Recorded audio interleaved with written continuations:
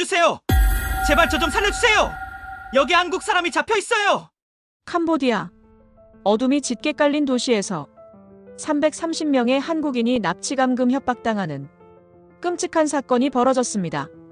인신매매와 마약 조직은 비웃었고 현지 정부는 그 사실을 묵인했습니다. 국제 외교도 정의도 통하지 않았습니다. 세상은 외면했고 희망은 보이지 않았습니다. 그런데 말입니다. 그들은 몰랐습니다. 지금 어떤 나라를 건드린 것인지. 단 48시간 후 한국 정말 감사합니다. 전 세계는 한국에 박수를 보냈습니다. 그날 CNN도 BBC도 다 한국을 환호했습니다. 저도 대한민국 국민이 되고 싶습니다. 대한민국은 진짜입니다. 정말 고맙습니다. 여러분, 도대체 무슨 일이 있었던 걸까요? 자, 지금 시작합니다. 2025년 10월 15일 긴급회의가 소집됐습니다. 불가능합니다. 미쳤습니까? 저는 소리쳤죠. 하지만 제가 말을 끝내기도 전에 스크린에 숫자가 떴습니다. 48시간. 태스크포스 구성 완료. 회의실 공기가 얼어붙었습니다. 저는 리처드 블랙우드입니다. 전 인터폴 국제범죄수사국 동남아 담당 수석요원이었죠. 32년간 납치, 인신매매, 조직범죄를 다뤘습니다. 그중 불가능을 가능으로 만든 경우는 단 한 번도 없었습니다. 긴급회의가 소집되기 전날 밤, 저는 빨간 파일을 받았습니다. 레드리포트. 국제범죄 최고 등급 경보죠. 표지엔 단 하나의 숫자만 있었습니다. 330. 캄보디아 시엠립 외곽. 한국인 330명 집단 납치. 중국계 인신매매 조직 소행. 저는 밤새 보고서를 검토했습니다. 현지 경찰 협조율. 거의 제로였죠. 캄보디아 경찰서장부터 말단 경관까지 모두 매수돼 있었습니다. 한 달 월급 50달러 받는 경찰이 범죄 조직한테 500달러 받고 눈 감아주는 곳입니다. 저는 직접 봤습니다. 경찰서 뒷문으로 조직 두목이 커피 마시러 드나드는걸요. 범죄 조직은 더 심각했습니다. 중국계 인신매매 네트워크. AK 소총, 권총, 수류탄으로 무장한 집단이죠. 시엠립 외곽 폐공장 지대에 거점을 뒀습니다. 그곳엔 경찰도 못 들어갑니다. 돈을 받았으니까요. 인질 330명. 평균 나이 25세. 일자리 광고에 속아 넘어간 청년들이었습니다. 여권 압수, 휴대폰 압수, 철창 감금. 하루 18시간 보이스피싱 전화 강요. 거부하면 구타당하고 도망치면 총으로 위협받는 곳이었죠. 정보는 없었습니다. 정확한 위치 불명. 건물 구조 불명. 경비 인원 불명. 탈출 경로 불명. 저는 계산했습니다. 외교 채널 가동, 현지 정부 설득, 경찰 협조 확보, 조직 협상 테이블 구성, 인질 위치 파악, 안전 이송. 최소 3주. 운이 좋을 때 말입니다. 그런데 지금 화면엔 48시간이라고 떠 있었습니다. 회의실 스크린이 확대됐습니다. 서울 합동 상황실. 벽 하나를 가득 채운 모니터들이 보였죠. 타임라인, 위성지도, 출입국 데이터, 통신 기록, 현지 브로커 네트워크 분석도. 모든 게 실시간으로 움직이고 있었습니다. 수십 명의 인원이 각자 자리에서 모니터를 응시했습니다. 외교부, 경찰청, 국정원, 국방부 합동팀이었죠. 커피잔이 쌓여 있었고 서류가 산더미였습니다. 누구 하나 자리를 뜨지 않았습니다. 타임라인이 펼쳐졌습니다. 10월 14일 밤 10시 신고 접수. 10월 15일 새벽 2시 태스크포스 긴급 구성. 10월 15일 오전 6시 현지 파견팀 출발. 10월 15일 오후 2시 특별 여행 경보 최상 발령. 모든 게 시간 단위로 쪼개져 움직이고 있었습니다. 저는 숨을 참았습니다. 이건 정부의 속도가 아니었습니다. 한국 측 대표가 화면에 나타났습니다. 50초반 회색 정장, 검은 넥타이. 표정은 평온했죠. 우린 방법을 찾습니다. 핑계를 찾지 않습니다. 그의 목소리는 낮았습니다. 그런데 무게가 실렸죠. 제 펜이 책상에서 떨어졌습니다. 도대체 이 나라는 뭡니까? 목소리가 떨렸습니다. 32년 만에 처음이었죠. 화면이 다시 바뀌었습니다. 특별여행 경보 발령 장면이 나왔습니다. 캄보디아행 항공편 전면 통제. 출국 금지. 경제적 손실. 계산하지 않았습니다. 목표는 단 하나였죠. 국민 보호. 저는 모니터를 응시했습니다. 외교 공문이 폭격처럼 발송되고 있었습니다. 캄보디아 정부, 주변국 대사관, 유엔 안보리, 인터폴 본부. 대한민국 국민 330명 즉각 석방 요구. 협조 없을 시 모든 수단 강구.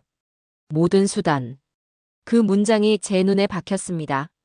저는 32년간 수백 건의 사건을 봤습니다. 정부는 협상합니다. 언론은 자제합니다. 가족은 기다립니다. 그게 매뉴얼이었죠. 그런데 한국은 달랐습니다. 협상이 아니라 통보였습니다. 자제가 아니라 공개였습니다. 기다림이 아니라 행동이었습니다. 제 가슴이 뛰기 시작했습니다. 두려움이 아니었습니다. 기대였죠. 32년간 저는 냉정했습니다. 감정을 배제하고 데이터만 믿고 확률만 계산했습니다. 국가는 합리적으로 움직인다고 배웠죠. 그런데 그날, 저는 합리를 넘어선 무언가를 봤습니다. 의지였습니다. 결의였습니다. 신념이었습니다.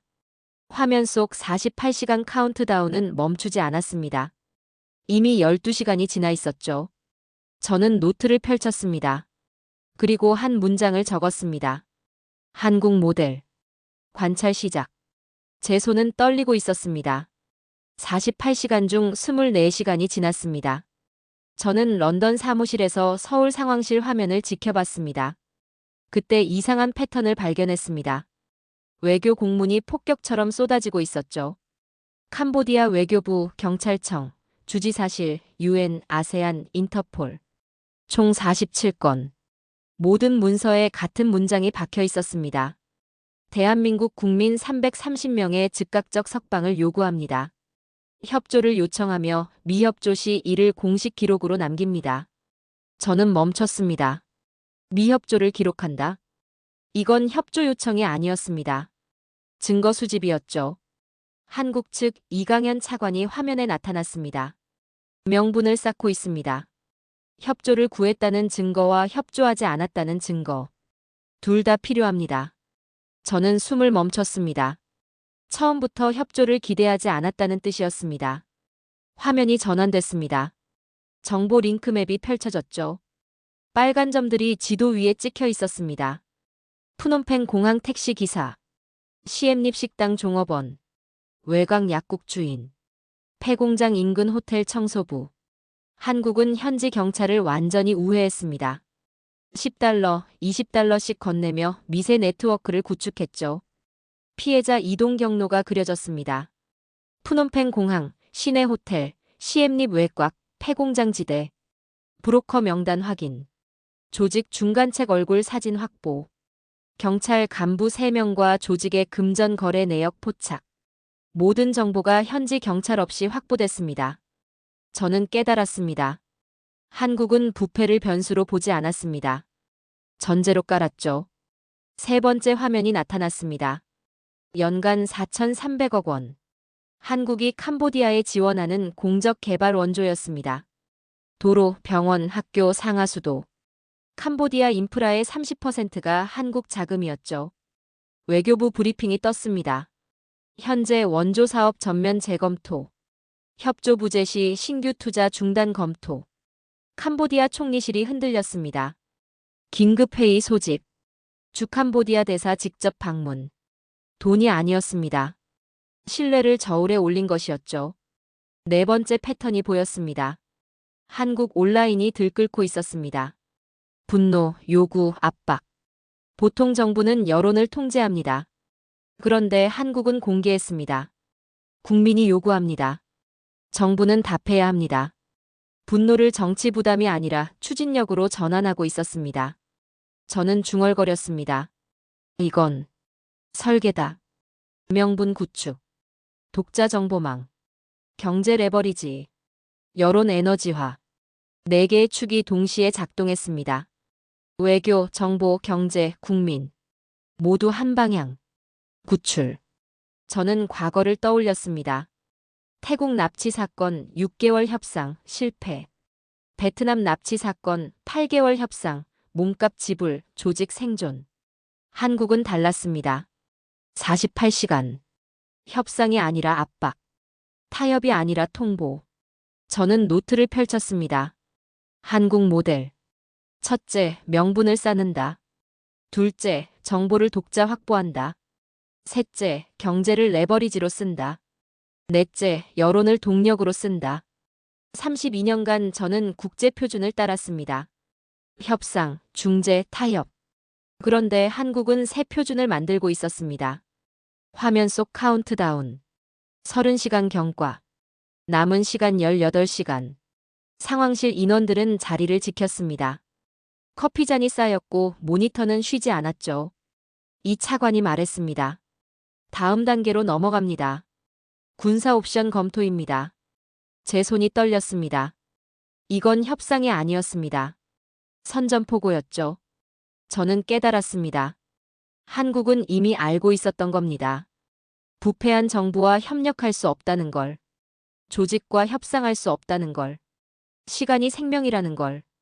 그래서 준비했던 겁니다. 모든 걸. 이건 우발이 아니었습니다. 경험으로 배운 시스템이었죠. 제 노트 마지막 줄. 이 나라는 준비돼 있었다. 제 확신이 무너지고 있었습니다. 32년 만에 처음으로요. 36시간이 지났습니다. 저는 런던에서 캄보디아행 비행기에 올랐습니다.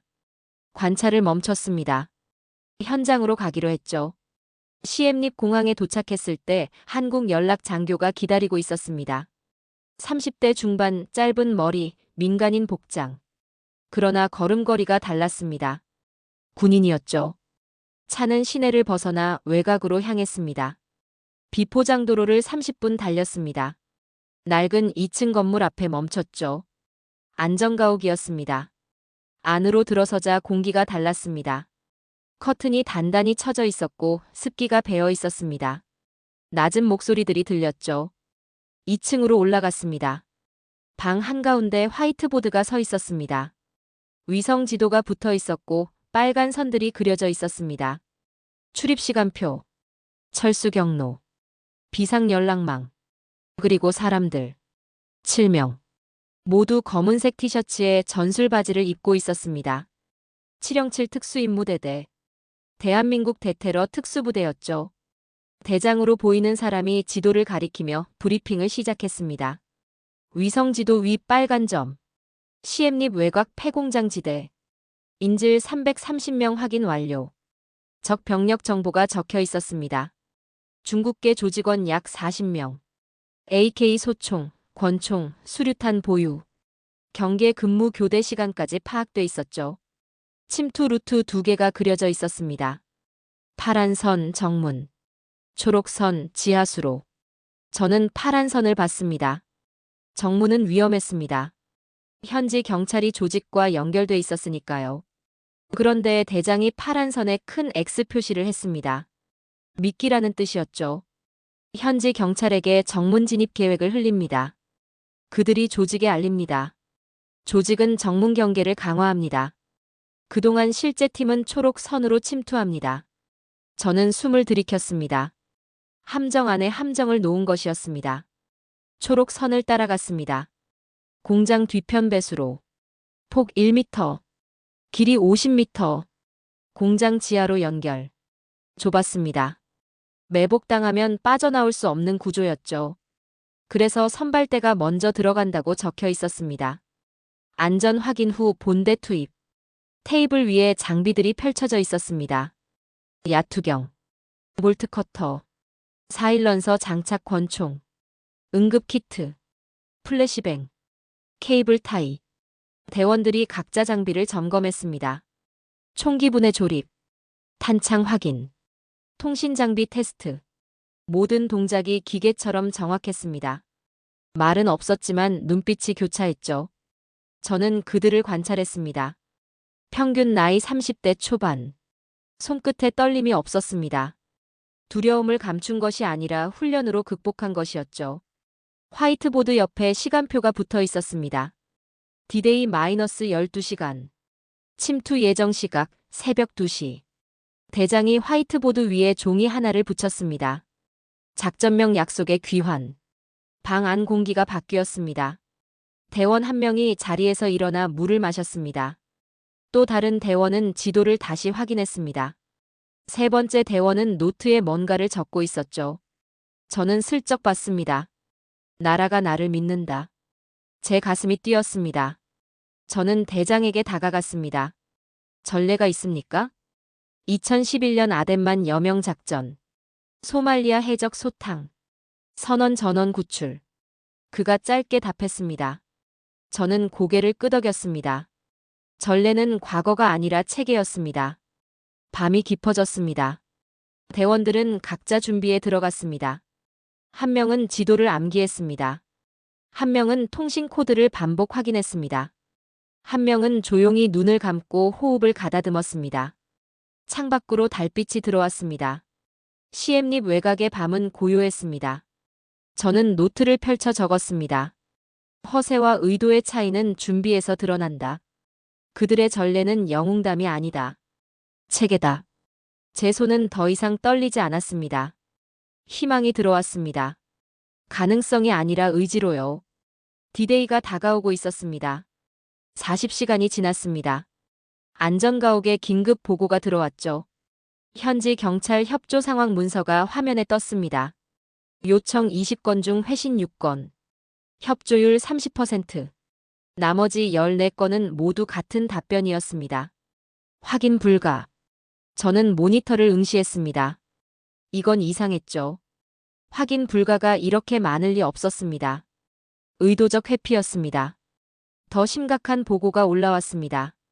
한국 측 정보원이 파악한 내용이었는데 어제 밤 푸놈펜 경찰청장이 조직 두목과 만났습니다. 시내 고급 레스토랑. 회식으로 위장했지만 20분간 단독 대화. 그리고 오늘 아침. 폐공장 지대 경비가 2배로 늘었습니다. 정보가 샜습니다. 회의실이 무거워졌습니다. 대원들은 말이 없었지만 시선이 날카로워졌죠. 저는 생각했습니다. 협조를 구했지만 배신당했고 신뢰했지만 정보는 적에게 팔렸습니다. 한국 측 화상회의가 연결됐습니다. 이강현 차관이 화면에 나타났죠. 표정은 평온했습니다. 예상 범위입니다. 짧게 말했습니다. 저는 멈칫했습니다. 예상 범위? 우린 처음부터 알고 있었습니다. 그들이 협조하지 않을 거라는 걸요. 목소리는 차분했습니다. 마치 이 모든 상황이 계획된 것처럼 들렸죠. 저는 숨을 깊이 들이켰습니다. 처음부터 알고 있었다고요? 그렇다면 지금까지의 모든 외교 공문은 뭐였습니까? 모든 협조 요청은? 모든 회의는? 이 차관이 화면에 문서 목록을 띄웠습니다. 지금까지 47건의 협조 요청을 보냈고 모두 공식 문서로 기록했습니다. 캄보디아 정부의 미협조도 모두 증거로 남았습니다. 화면에 문서들이 빼곡했습니다. 외교부, 경찰청, 주지사실, UN, 아세안, 인터폴. 각 문서마다 발송 시간과 무응답 기록이 정확히 표시돼 있었죠. 저는 깨달았습니다. 이건 협조를 구하기 위한 게 아니었습니다. 명분을 쌓기 위한 절차였죠. 이제 외교 절차는 공식적으로 종료됩니다. 우리는 모든 평화적 수단을 동원했습니다. 상대방은 협조하지 않았습니다. 이 차관이 선언했습니다. 다음 단계로 넘어갑니다. 화면이 전환됐습니다. 국방부 합동참모본부. 박진석 합참의장이 나타났죠. 군사 옵션 검토를 정식으로 명령합니다. 단호한 목소리였습니다. 707 특수임무대대 작전 준비 완료. 침투 루트 확정. 철수 계획 수립. 디데이 마이너스 10시간. 저는 손을 꽉 쥐었습니다. 이건 검토가 아니었습니다. 실행 직전의 최종 확인이었죠. 한국은 이미 방아쇠에 손을 올려놓은 상태였습니다. 화면이 다시 바뀌었습니다.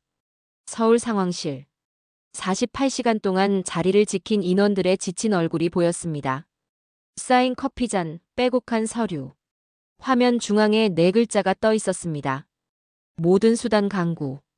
저는 그 문장을 오래 응시했습니다. 외교가 끝났습니다. 협상이 끝났습니다. 이제 남은 건 행동뿐이었죠. 안전가옥 대원들이 최종 점검에 들어갔습니다. 지도 재확인, 장비 재점검, 통신 암호 재검증. 모든 동작이 기계처럼 정확했습니다. 저는 창밖을 봤습니다. 시엠립 하늘은 맑았습니다.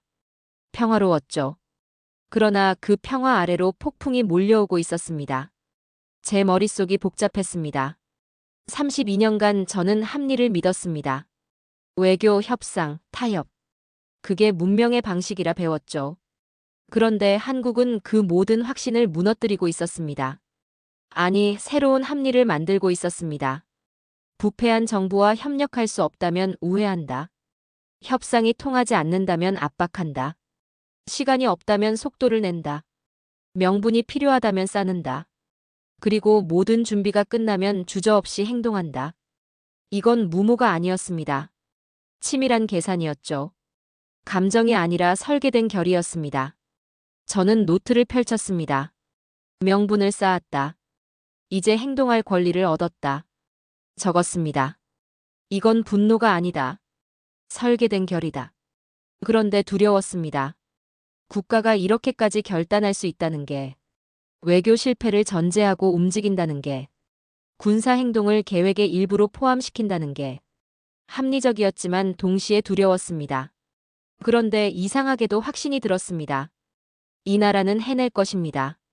330명을 반드시 데려올 것입니다. 왜냐하면 이미 모든 걸 준비했고 실패를 용납하지 않을 것이기 때문입니다. 화면 속 카운트다운이 흘렀습니다. 디데이 -10시간. 대원 하나가 총기를 분해하고 다시 조립했습니다. 또 다른 대원은 지도를 암기했죠. 세 번째 대원은 조용히 눈을 감고 호흡을 가다듬었습니다. 이들은 두려워하지 않았습니다. 준비했으니까요. 저는 노트 마지막 줄에 적었습니다. 냉철한 이성은 두려움을 낳는다. 그러나 그 두려움은 준비의 다른 이름이다. 밤이 다가오고 있었습니다. 약속을 지킬 시간이었습니다. 디데이 -8시간. 작전이 공식 승인됐습니다. 화면에 작전명이 떴습니다. 약속의 귀환. 대원들이 일제히 고개를 들었습니다. 약속이라는 단어가 방안을 채웠죠. 저는 그 순간을 봤습니다. 이건 단순한 작전이 아니었습니다. 국가와 국민 사이의 약속을 지키는 행동이었죠. 화면이 전환됐습니다. 서울의 한 주택가가 보였습니다. 박진석 합참의장이 차에서 내렸습니다. 민간인 복장이었죠. 그가 낡은 빌라 현관문 앞에 섰습니다. 초인종을 눌렀습니다. 문이 열렸습니다. 50대 중반 남성이 나타났죠. 이준호의 아버지였습니다. 합참의장이 허리를 깊이 숙였습니다. 아드님을 반드시 데려오겠습니다. 아버지의 손이 떨렸습니다. 눈물이 흘러내렸죠. 우리 정부를 믿으십시오. 합참의장의 목소리는 단호했습니다. 저는 숨을 멈췄습니다. 국가 최고 군인이 한 아버지의 집을 직접 방문했습니다. 약속을 하기 위해서요. 화면 속 아버지가 고개를 끄덕였습니다. 말은 없었지만 신뢰가 보였죠. 하루 전 한 아버지는 울었습니다. 다음 날 한 국가가 움직였죠. 안전가옥으로 화면이 돌아왔습니다. 브리핑이 시작됐습니다. 위성 지도가 화이트보드에 펼쳐졌고 목표 지점에 빨간 점이 찍혔습니다. 얼굴 사진 하나가 붙었습니다. 이준호. 22세. 코드명 A-22. 대장이 말했습니다. 최우선 목표는 이준호 구출입니다. 그러나 330명 전원 구출이 최종 목표입니다. 대원들이 고개를 끄덕였습니다. 침투 루트 재확인이 이어졌습니다. 지하수로. 폭 1m, 길이 50m. 선발대 3명, 본대 4명. 철수 경로도 점검됐습니다. 1차 철수선, 2차 철수선, 최종 집결지. 헬리콥터 대기 지점까지 표시됐죠. 시간표가 정리됐습니다. 침투 시각 새벽 2시. 목표 도달 새벽 2시 30분. 구출 완료 새벽 3시. 철수 개시 새벽 3시 30분. 모든 게 분 단위로 계획돼 있었습니다. 대원들이 최종 장비 점검에 들어갔습니다. 야투경을 착용하고 시야를 확인했습니다. 권총에 4일런설을 장착하고 작동을 점검했습니다. 볼트커터로 철문 절단 연습을 반복했습니다. 통신 장비로 암호를 주고받으며 교신을 테스트했죠. 저도 야간 장비를 받았습니다. 처음 만져보는 군용 장비였습니다. 무겁고 낯설었지만 대원이 친절하게 설명해줬죠. 이 버튼을 누르면 야시경이 켜집니다. 배터리는 8시간 갑니다. 충분합니다. 저는 장비를 착용하고 어둠 속을 봤습니다. 초록빛 시야가 펼쳐졌죠. 세상이 달라 보였습니다. 해가 졌습니다. 시엠립 외곽에 어둠이 내렸죠. 대원들이 각자 자리에 앉아 마지막 준비를 했습니다.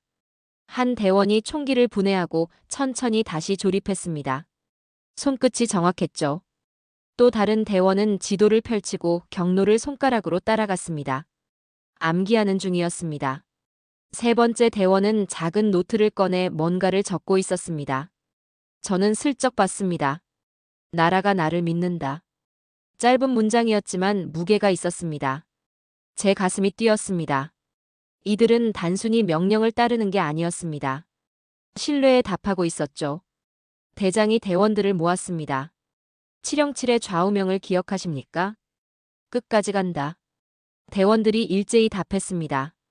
오늘 밤 우리는 그 말을 증명합니다. 우리 국민 330명이 기다리고 있습니다. 그들의 가족이 기다리고 있습니다. 대한민국이 기다리고 있습니다.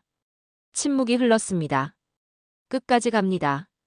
대장이 말했습니다. 끝까지 갑니다. 대원들이 따라 말했습니다.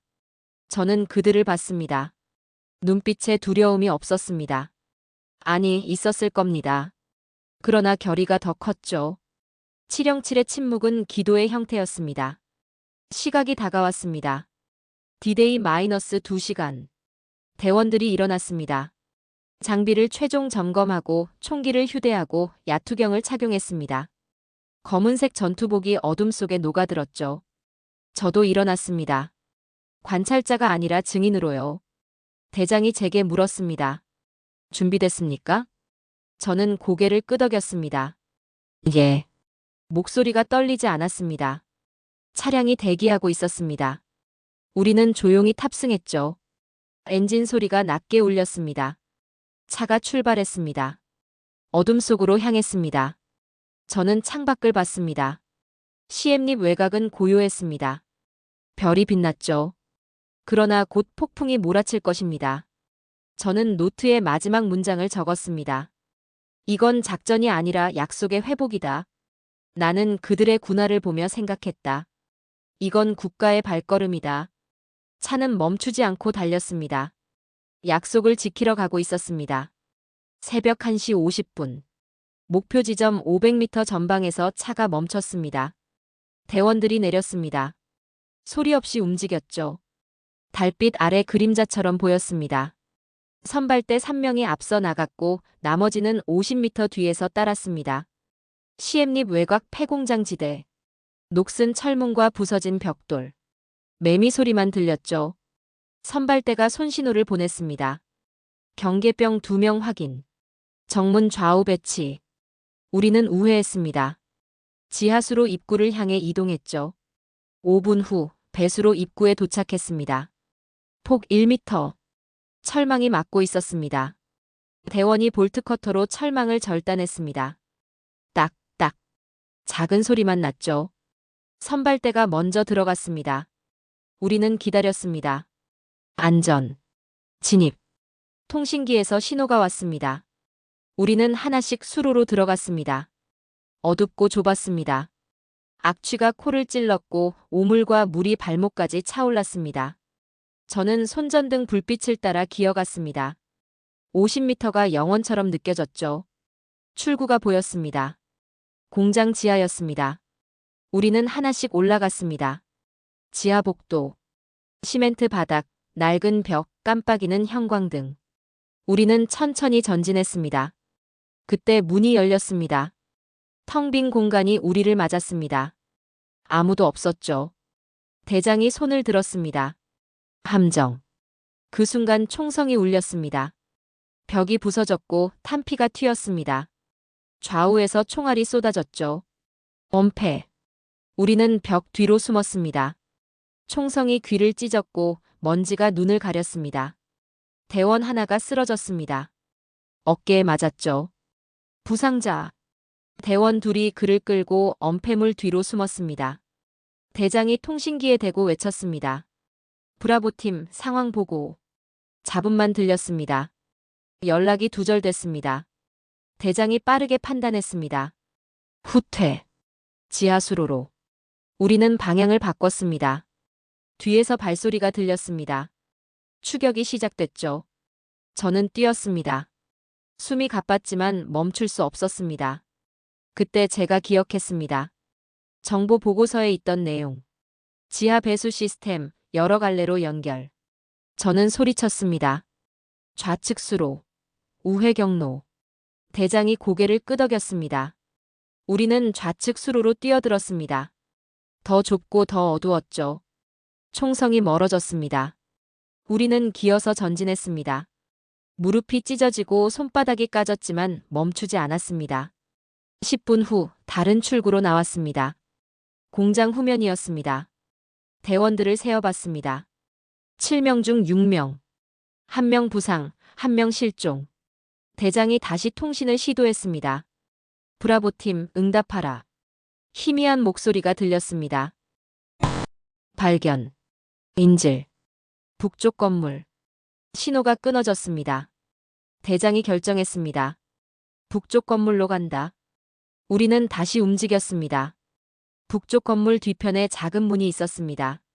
대원이 문을 열었죠. 계단이 보였습니다. 지하로 내려가는. 우리는 내려갔습니다.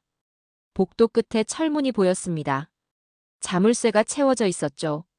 대원이 볼트커터로 절단했습니다. 문이 열렸습니다. 사람들이 보였습니다. 330명. 바닥에 앉아 있었고 두려움에 떨고 있었습니다. 대장이 전진했습니다. 대한민국 특수부대입니다. 구출하러 왔습니다. 사람들이 고개를 들었습니다. 한 청년이 떨리는 목소리로 물었습니다. 정말 대한민국이 왔습니까? 대장이 고개를 끄덕였습니다. 예. 대한민국이 왔습니다. 청년이 울음을 터뜨렸습니다. 이준호였습니다. 22세. 코드명 A-22. 저는 그 순간을 봤습니다. 한 청년이 아니라 한 나라의 약속이 지켜지는 순간을요. 그때 대원 하나가 제 앞으로 다가왔습니다. 부상당한 대원이었죠. 어깨에서 피가 흘렀지만 눈빛은 흔들리지 않았습니다. 그가 제 어깨를 밀었습니다. 끝까지 갑니다. 낮은 목소리였습니다. 그리고 쓰러졌습니다. 저는 그를 붙잡았습니다. 의무병. 누군가 소리쳤습니다. 응급처치가 시작됐습니다. 대장이 명령했습니다. 전원 이동 준비. 철수 시작한다. 사람들이 일어났습니다.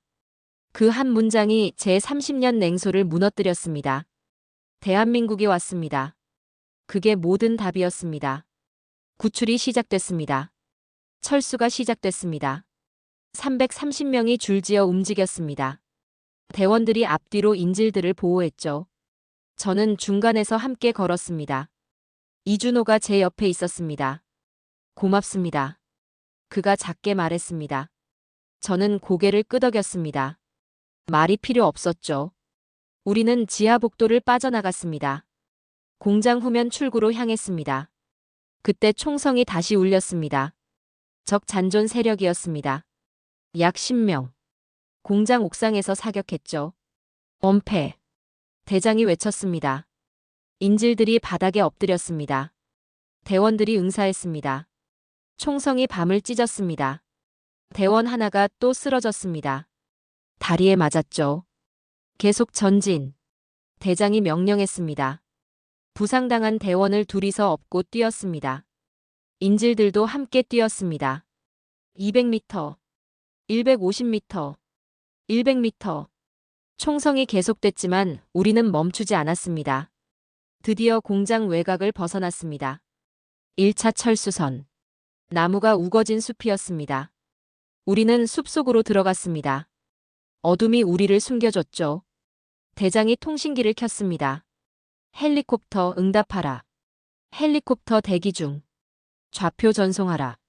좌표 전송. 이동 시작. 우리는 집결지를 향해 이동했습니다. 숲길을 따라 30분을 걸었죠. 인질들은 지쳐 있었지만 아무도 불평하지 않았습니다. 대한민국이 왔다는 사실만으로 충분했습니다. 집결지가 보였습니다. 작은 공터였습니다. 프로펠러 소리가 들렸습니다. 헬리콥터였습니다. 거대한 기체가 공터 위로 내려왔습니다. 바람이 나무를 흔들었고 먼지가 날렸습니다. 착륙했습니다. 탑승 시작. 대장이 외쳤습니다. 인질들이 하나씩 헬리콥터에 올랐습니다. 부상자들을 먼저 태웠죠. 저도 올랐습니다. 이준호가 제 뒤를 따랐습니다. 모두가 탑승했습니다. 대장이 마지막으로 올랐습니다. 헬리콥터가 상승했습니다. 아래로 공장지대가 보였습니다. 연기가 피어오르고 있었고 불빛이 움직이고 있었습니다. 우리는 그곳을 벗어났습니다. 대장이 통신기에 대고 말했습니다. 본부 707입니다. 본부 청취 중. 목표 확보. 인질 330명 전원 구출. 아군 부상자 3명. 전원 생존. 귀환 준비 완료. 수고했다. 집으로 온다. 본부의 목소리가 따뜻했습니다. 헬리콥터 안이 조용해졌습니다. 누군가 울었습니다. 또 누군가 웃었습니다. 안도와 감사가 섞인 소리였죠. 저는 창밖을 봤습니다. 새벽이 밝아오고 있었습니다. 회색빛 하늘 아래로 타는 연기가 보였고 지늘길에 군화 자국이 남아 있었습니다. 그 자국이 국가의 형상으로 보였습니다. 제 손끝에 피가 묻어 있었습니다. 부상자를 부축하면서 묻은 것이었죠. 이건 단순한 생체 반응이 아니었습니다. 책임의 온도였습니다. 이준호가 제게 말했습니다. 믿을 수 없어요. 정말 우리를 구하러 왔어요. 저는 그를 봤습니다. 당연합니다. 당신들은 대한민국 국민이니까요. 그 말이 제 입에서 나온 게 신기했습니다. 32년간 저는 냉소적이었습니다. 국가는 합리적으로만 움직인다고 믿었죠. 그런데 그날 밤 저는 합리를 넘어선 무언가를 봤습니다. 신념이었습니다. 책임이었습니다. 약속이었습니다. 그들은 법의 경계를 넘지 않았습니다. 단지 책임의 한계를 넘었을 뿐이었죠. 헬리콥터가 국경을 넘었습니다. 태국 영공이었습니다. 안전했습니다. 대원들이 긴장을 풀었습니다. 헬멧을 벗고 숨을 내쉬고 서로를 바라봤습니다. 말은 없었지만 눈빛으로 대화했습니다. 해냈다. 그 한마디가 모든 걸 말해줬습니다. 저는 노트를 꺼냈습니다. 그날 밤 총성과 함께 나는 한 나라의 영혼이 깨어나는 소리를 들었다. 적었습니다. 그들의 구호는 짧았다. 끝까지 간다. 그리고 실제로 끝까지 갔다. 제 손이 떨렸습니다. 그 한 문장, 전원 생존. 그게 바로 국기의 무게였다. 헬리콥터가 방콕 방향으로 날았습니다. 태양이 떠올랐습니다. 황금빛이 하늘을 물들였습니다. 저는 생각했습니다. 이건 전투가 아니라 국가의 신념이었다고요. 세상이 바뀌는 순간을 목격했습니다. 인천공항. 일주일 후. 저는 귀국편 게이트에 서 있었습니다. 언론 카메라가 줄지어 있었고 사람들이 플래카드를 들고 있었습니다. 환영합니다. 잘 돌아왔어요. 대한민국 국민을 지켜준 정부에 감사합니다. 게이트가 열렸습니다. 사람들이 나왔습니다. 330명. 첫 번째로 이준호가 나타났습니다. 그의 아버지가 앞으로 달려나갔습니다. 둘이 껴안았습니다. 아빠. 이준호가 울었습니다. 잘 왔다, 아들아. 아버지도 울었습니다. 저는 그 장면을 봤습니다. 한 청년이 구출된 게 아니라 한 국가의 신뢰가 구출된 것이었습니다. 공항이 함성으로 가득 찼습니다. 대한민국, 대한민국. 저는 가슴이 벅찼습니다. 이건 정치가 아니라 신념이었습니다. 공항을 나와 호텔로 향했습니다. 뉴스가 쏟아지고 있었죠. CNN 헤드라인. 사우스 코리어즈 언프레시덴티드 레스큐 아퍼레이션 대한민국의 전례 없는 구출 작전. BBC 특집. How Korea saved its citizens in 48 hours. 한국은 어떻게 48시간 만에 국민을 구했나? 르몽드 사설. 러 모드러 코엔 디 프로텍션 CITOINN이 한국의 시민 보호 모델. 세계가 놀라고 있었습니다. 저는 노트북을 열고 기사를 읽었습니다. 한국은 외교 실패를 전제하고 독자 정보망을 구축했다.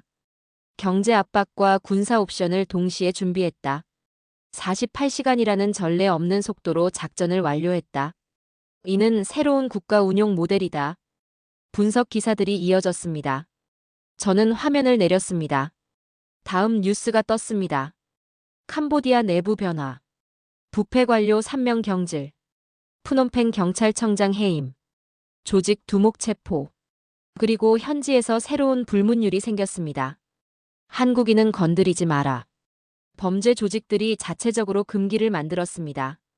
한국을 건드리면 국가가 온다는 걸 목격했으니까요. 베트남, 태국, 필리핀에서도 같은 반응이었습니다. 한국은 다르다. 그들은 정말로 온다. 동남아 전역에 새로운 인식이 퍼졌습니다. 저는 화면을 껐습니다. 일주일 후, 런던으로 돌아왔습니다. 인터폴 본부에서 긴급회의가 소집됐습니다. 자국민 보호 정책 재검토였죠. 저는 발표자로 나섰습니다. 회의실에 각국 대표들이 앉아 있었습니다. 영국, 프랑스, 독일, 미국, 일본. 저는 프레젠테이션을 시작했습니다.